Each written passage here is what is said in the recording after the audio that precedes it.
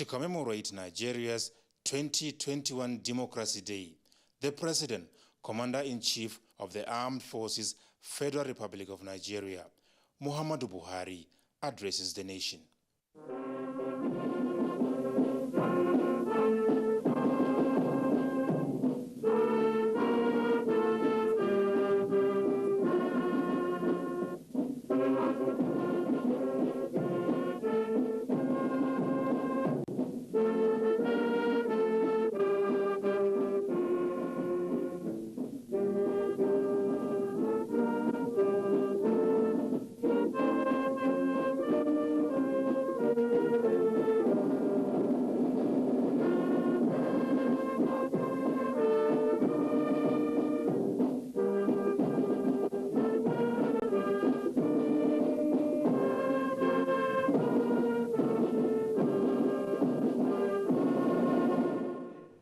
Fellow Nigerians, I join you all today to commemorate and celebrate our Democracy Day. It is a celebration of freedom and a victory for one people, one country, and one Nigeria. As with all democracies, we will always be going through improvement processes in our desire to reach the goal of a mature democracy, a strong, evolved, and integrated nation-state to be reckoned with globally. In the last 2 years, we have witnessed and overcome a good number of testy challenges that would have destroyed other nations, especially relating to our collective security. The indefatigable can-do spirit of the Nigerian has sustained us and would keep pushing us to put these challenges behind us. Unfortunately, some of these challenges came in the shape of violent outrages, leading to loss of lives of many of our dear compatriots and the destruction of some of our infrastructure, including those devoted to improving our democratic processes. Once again, I want to render my sincere and heartfelt condolences to the families and friends of our gallant servicemen and women who lost their lives in the line of duty and as sacrifice to keep Nigeria safe. I extend the same condolence to the families and friends of our countrymen, women and children who are unfortunate victims of such senseless arsons, kidnappings, and murders. I also share the pains of families and direct victims of ransom seeking, kidnapped victims who went through unimaginable trauma in the course of their forced imprisonment. Let me assure my fellow citizens that every incident, however minor, gives me great worry and concern, and I immediately order security agencies to swiftly but safely rescue victims and bring perpetrators to justice. Fellow Nigerians, when you elected me as your president in 2015, you did so knowing that I will put an end to the growing insecurity, especially the insurgency in the Northeast. But the unintended consequences of scattering them in the Northeast push them further in-country, which is what we are now facing and dealing with. We will, by the grace of God, put an end to these challenges too. Unfortunately, like in most conflict situations, some Nigerian criminals are taking undue advantage of a difficult situation and profiteering therefrom with the misguided belief that adherence to the democratic norms handicaps this administration from promptly and decisively tackling them. We are already addressing these obstacles, and we will soon bring some of these culprits to justice. We are, at the same time, addressing the twin underlying drivers of insecurity, namely poverty and youth unemployment. Interventions led by government and the Central Bank of Nigeria driving economic growth over the past 6 years are targeted mostly to the agricultural, services, infrastructure, power, and healthcare sectors of the economy.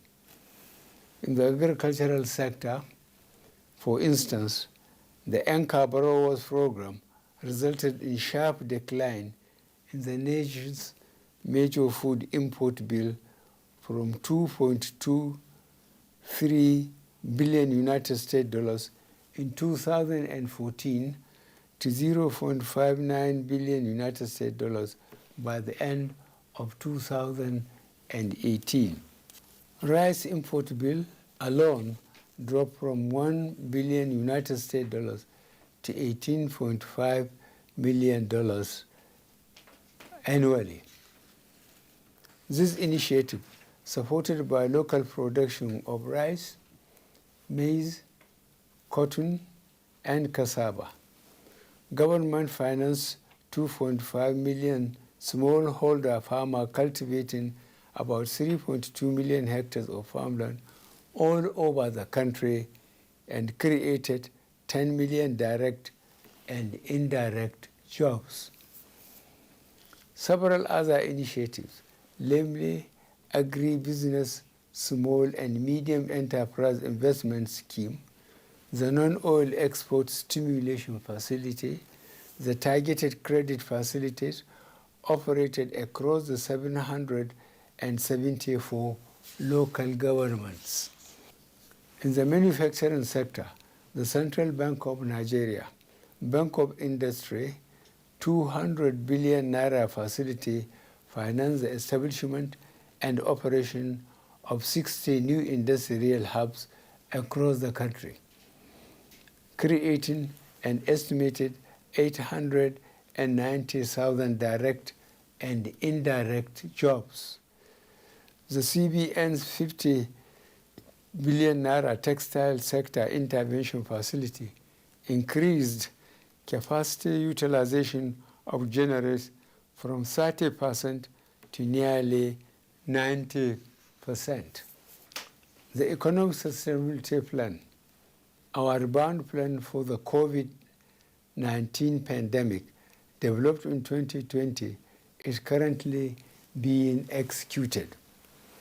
The plan is primarily focused on the non-oil sector, which has recorded phenomenal growth, contributing over 90% to the GDP growth in the first quarter of 2021. Though marginal, we have recorded GDP growth over 2 quarters, second quarter of 2020 and first quarter of 2021. This is evidence of a successful execution of the Economic Sustainability Plan by the federal government.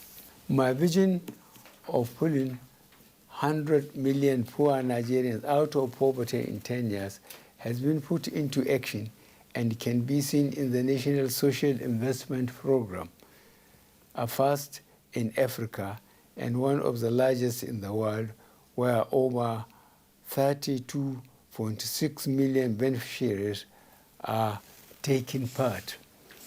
We now have a national social register of poor and vulnerable households identified across 708 local government areas, 8,723 wards, and 86,610 communities in the 36 states and the FCT. Our conditional cash transfer program has benefited over 1.6 million poor and vulnerable households, comprising more than 8 million individuals. This provides a monthly stipend of 10,000 naira per household. I have also recently approved the National Poverty Reduction with Growth Strategy Plan that augments existing plans to further reduce poverty in Nigeria. As at the end of 2020, the Development Bank of Nigeria had disbursed 324 billion naira in loans to more than 136,000 micro, small, and medium-scale enterprises through 40 participating financial institutions. I am to note that 57% of these beneficiaries are women, while 27% are the youth. We are able to do all this and still accelerate our infrastructure development through sensible, transparent borrowing, improved capital inflow, improving and increasing revenue through capturing more tax bases, and prudent management of investment proceeds in the sovereign wealth fund. Fellow Nigerians, our infrastructure revolution continues with key projects attaining critical milestones under the Presidential Infrastructure Development Fund: the second Niger Bridge, the Lagos-Ibadan Expressway, and the Abuja-Kaduna-Zaria-Kano Expressway. I have also approved the establishment of Infraco PLC, a world-class infrastructure development vehicle wholly focused on Nigeria with capital structure of 15 trillion naira. The rail system is not left out, as the Itape-Warri standard gauge rail was completed and commissioned 33 years after construction began. The Lagos-Ibadan double-track railway line, which I have just commissioned, has commenced operations. We are focused on ensuring that our infrastructure drive is key to economic growth and one that can be felt by every Nigerian. Building critical infrastructure in our ports is also opening up opportunities for the Nigerian economy. My approval for 4 new seaports using public-private partnership approach is hinged on growing the Nigerian economy. These 4 seaports, Lekki Deep Seaport, Bonny Deep Seaport, Ibom Deep Seaport, and Warri Deep Seaport, will create massive job opportunities and foreign investment inflows. We have worked at deepening our eastern ports, leading to success like having 3 container ship berths at Calabar Port, a first in 11 years. Similarly, on 30th October 2019, an LPG tanker operated by NLNG berthed in Port Harcourt, the first time an LPG ship is berthing at any of the eastern ports.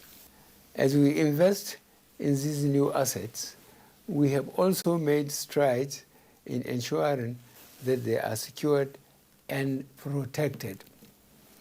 In this regard, I am also pleased to note the launch of the Nemasa Deep Blue project, which is an integrated national security and waterways protection infrastructure that I recently commissioned. This initiative is designed to add to the layer of security we have to safeguard our maritime sector. Dear Nigerians, I will be the first to admit that in spite of our efforts and achievements, which are there for all to see, there is still much more to be done, and we are doing our best in the face of scarce resources and galloping population growth rate that consistently outstrips our capacity to provide jobs for our populace.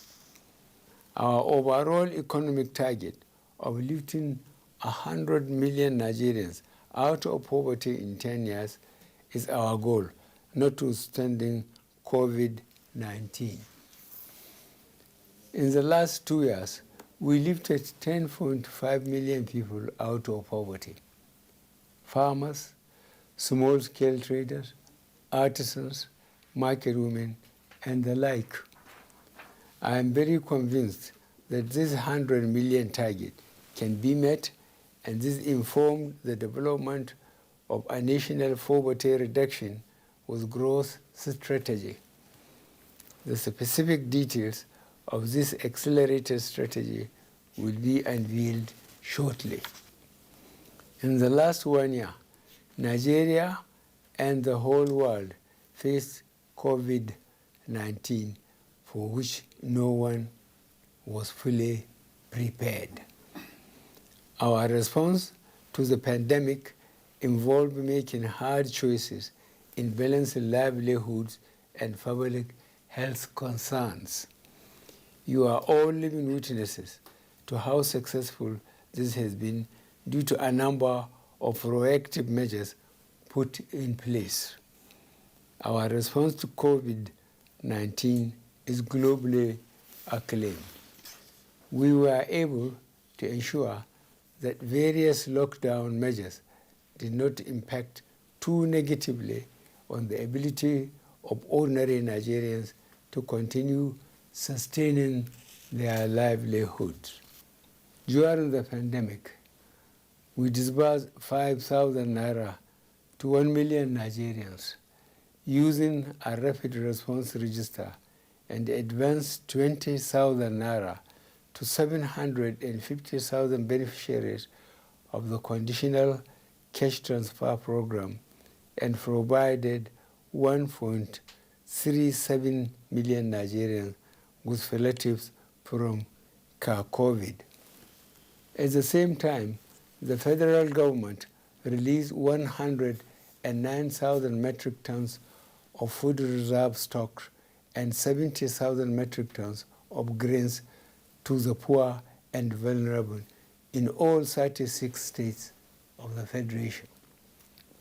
In addition, government reduced interest rates from 9% to 5% for struggling businesses and extended credit facilities to 548,345 beneficiaries.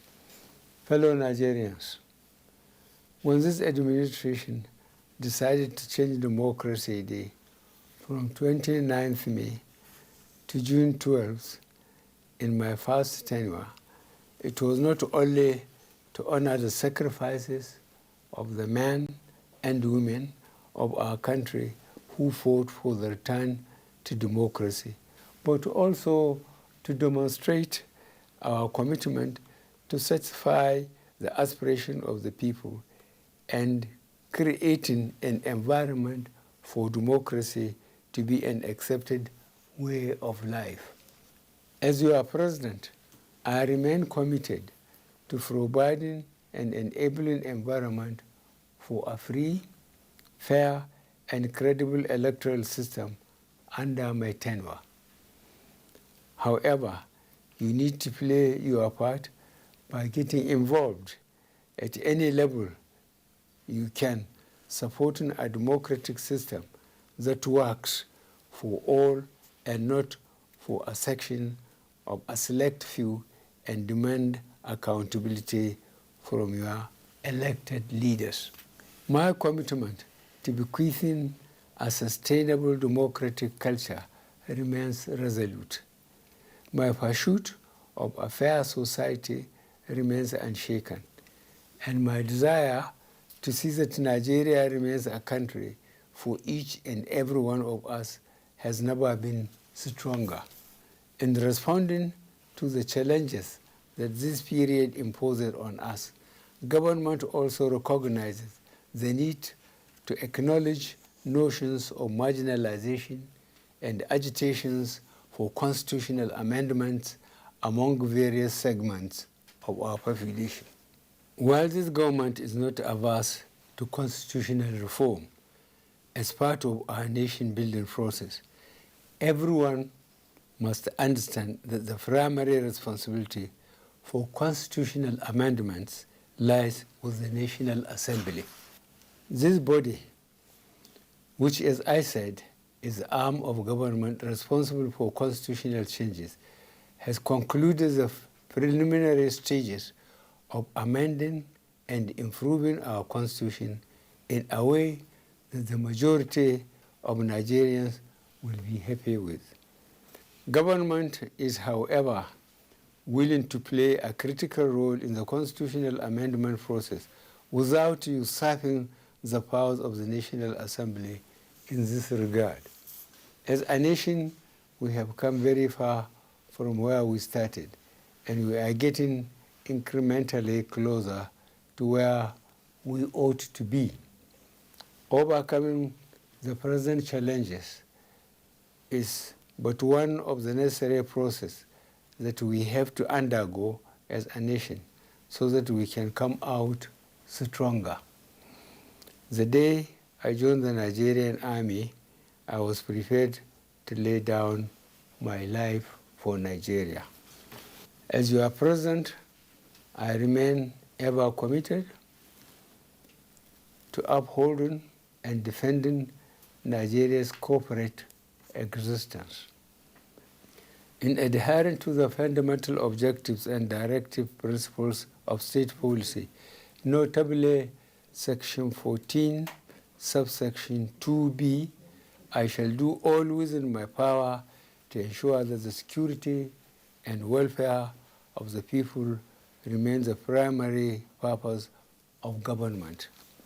I have, throughout my tenure, provided the security agencies with all they require relative to available resources and will be providing more as the dynamics unfold to put an end to our security problems.